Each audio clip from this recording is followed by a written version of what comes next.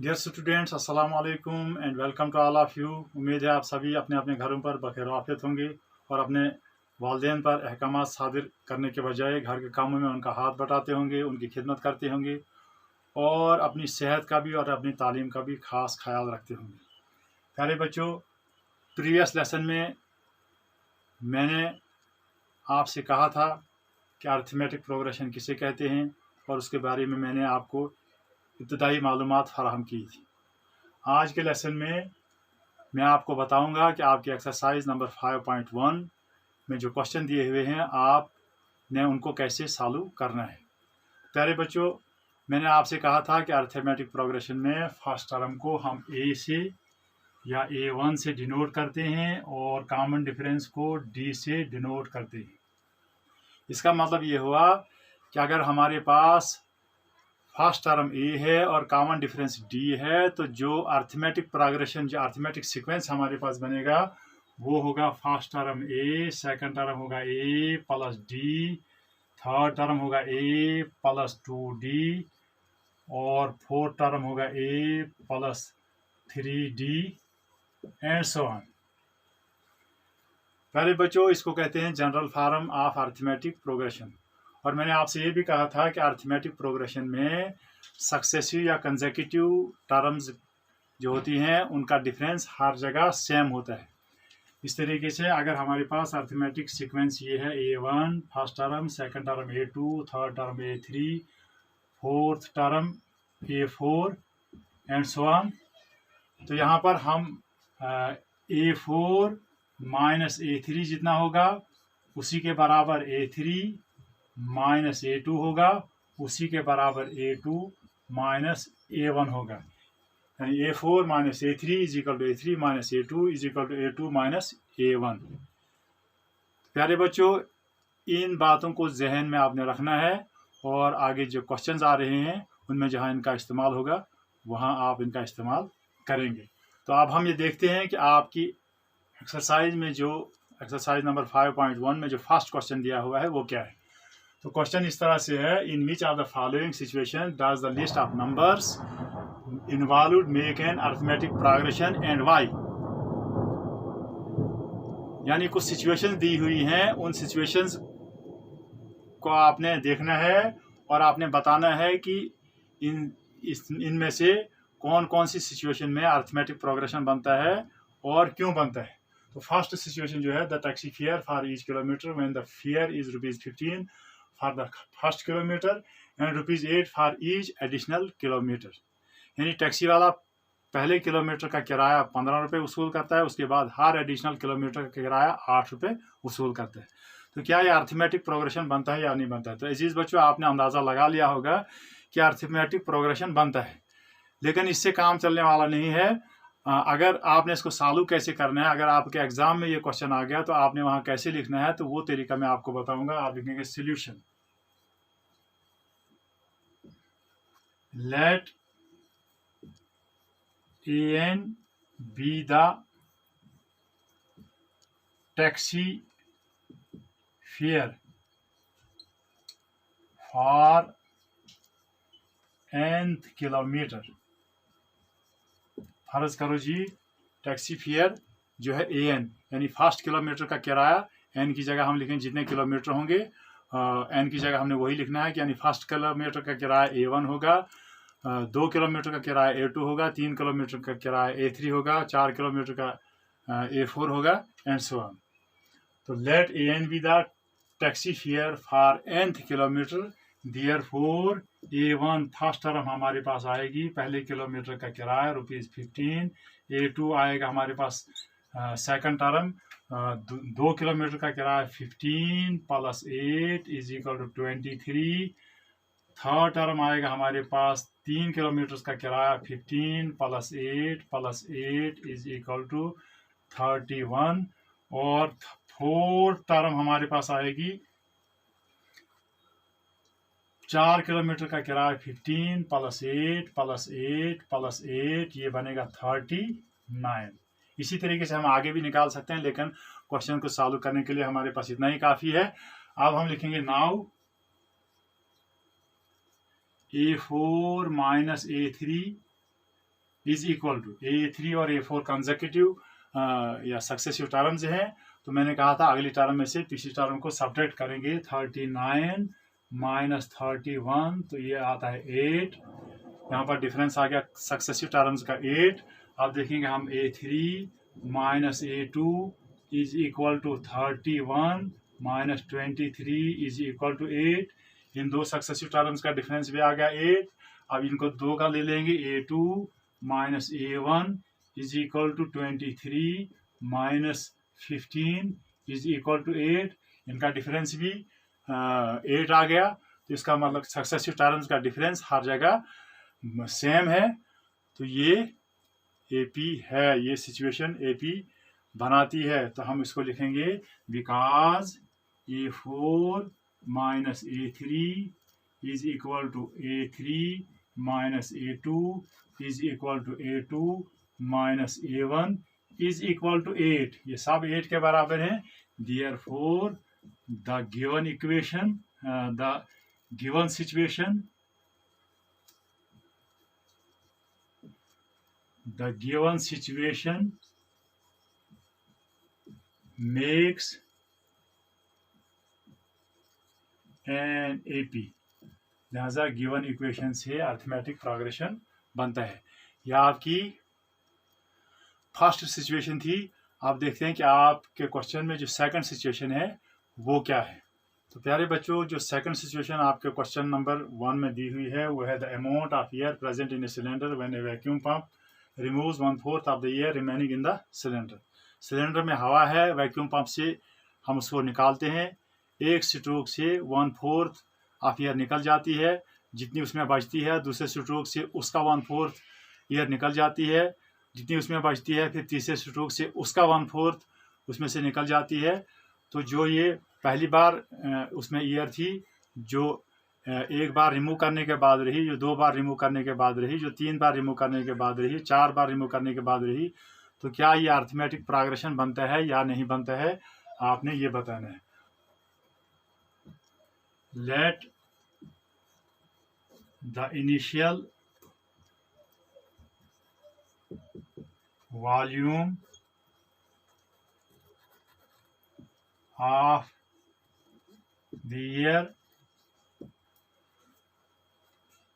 present in the cylinder, ये first term होगी A1 is equal to X। फर्ज करो जी पहली बार जो उसमें हवा थी वो है X और उसी को कहेंगे हम A1 फर्स्ट टर्म। तो therefore according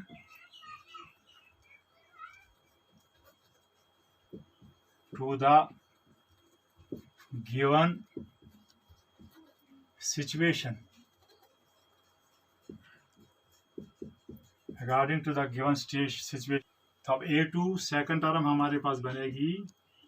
जो इनिशियल वॉल्यूम थी X, तो पहली बार जब हमने निकाली हवा उसमें से निकल गई 1/4 of X is equal to, इसको हम ऐसे लिख सकते हैं X minus X/4 is equal to. अब अगर सब्ट्रैक्ट करना जिसको नहीं आता है तो वो ऐसे लिखेगा इसको X माइनस X/4। यहाँ इसके अपान है 1, 4 और 1 का एलसीएम निकल गया 4। 1 से 4 को डिवाइड करेंगे तो 4 आएगा। 1 4 4, 4 से इसको मल्टीप्लाई करेंगे 4x, माइनस 4 से इसको डिवाइड करेंगे आएगा 1। 1 से 4 1 4, तो 1 से इसको मल्टीप्लाई करेंगे आएगा 1x, को लिखते हैं x। 4x minus x is equal to 3x/4। तो ऐसे आपने सब्ट्रैक्ट करना है और यहाँ लिखना है 3x/4। ये बन गई हमारे फर्स्ट टर्म, सेकंड टर्म। अब थर्ड टर्म हमारे पास क्या बनेगी। अब दूसरी बार कितनी रही थी उसमें 3x/4। अब जब हवा इसमें से निकालेंगे तो इसका 3x/4 उसमें हवा मौजूद है। इसमें से 1/4 ऑफ 3x/4 ये निकल गई। तो अब कितनी रहेगी 3x/4 माइनस 1/4 से इसको मल्टीप्लाई करेंगे 3x/16। तो ये कितना आएगा 3x, ये तो 9 x अपॉन 16। यह आ गई आपकी थर्ड टर्म। और फोर्थ टर्म कितनी क्या होगी हमारे पास, A4 इज इक्वल टू, अब सिलेंडर में वॉल्यूम है रही है एयर की इतनी, तो इसमें से निकली कितनी 1/4 ऑफ 9x अपॉन 16, ये इसमें से निकल गई।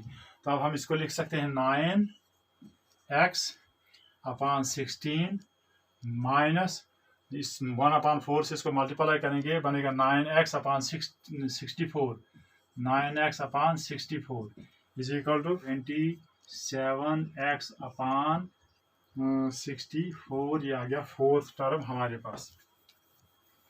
अब हम देख लेंगे कंसेक्यूटिव टर्म्स बन गई हमारे पास, x 3x upon 4, 9x upon 16, 27x upon 64। तब हम इनका डिफरेंस निकालेंगे। Now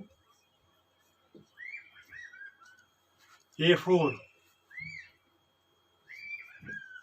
minus A3 is equal to 227x upon 64 minus third term है 9x अपॉन 16, ये कितना आता है अपॉन, ये बनेगा माइनस 9x अपॉन 64। तो ये कंसेक्यूटिव टर्म्स जो थी थर्ड और फोर्थ, इनका डिफरेंस आ गया 9x अपॉन 4।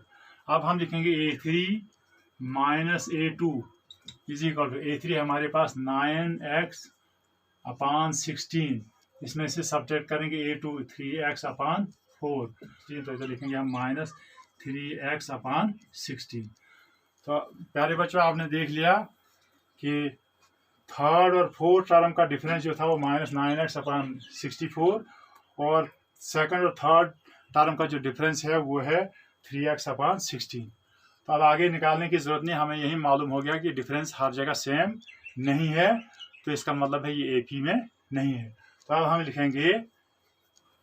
लिखेंगे A4 minus A3 is not equal to A3 minus A2, therefore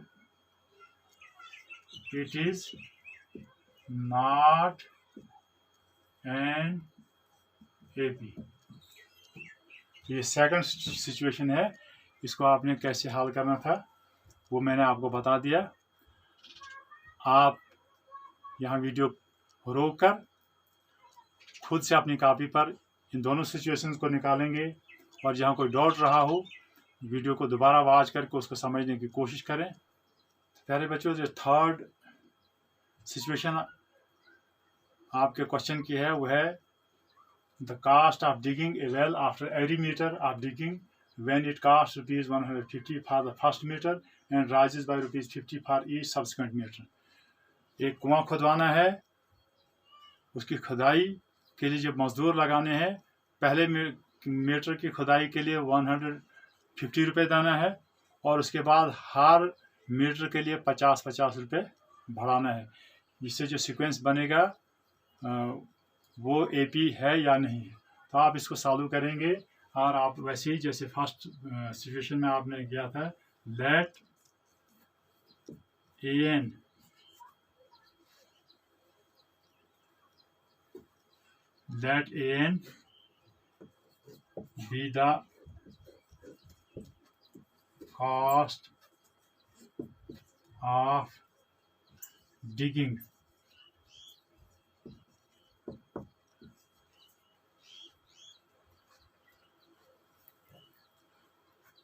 for nth kilometre. फर्ज करो जी, हर मीटर के लिए जो हमने कास्ट देनी है उसको हम AN से डिनोट करेंगे। पहले किलोमीटर की खुदाई A1, दूसरे 2 मीटर जो खुदाई करानी है उसके लिए जो कास्ट हमें देनी पड़ेगी उसको A2, इसी तरीके से आगे। तो let AN be the cost of digging for nth kilometre. तो therefore according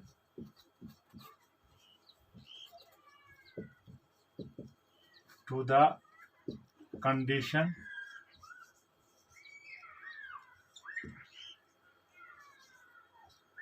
of the question की जो कंडीशन है उसके मुताबिक है। A1 फर्स्ट टर्म क्या होगी 150, पहले किलोमीटर की खुदाई के लिए जितने पैसे हमें देने हैं। तो A2 ये बनेगा 150 प्लस 50, तो दूसरे मीटर के लिए हमको देना पड़ेगा 200 रुपये। ये थर्ड टर्म बनेगी हमारे पास A3 150 प्लस 50 प्लस 50, ये होगा 250। और A4 फोर्थ टर्म हमारे पास बनेगी 150 प्लस 50 प्लस 50 प्लस 50, ये बनेगा 300। तो अब हम लिखेंगे नाउ, अब A4 minus A3 is equal to 300 minus 250 is equal to 50।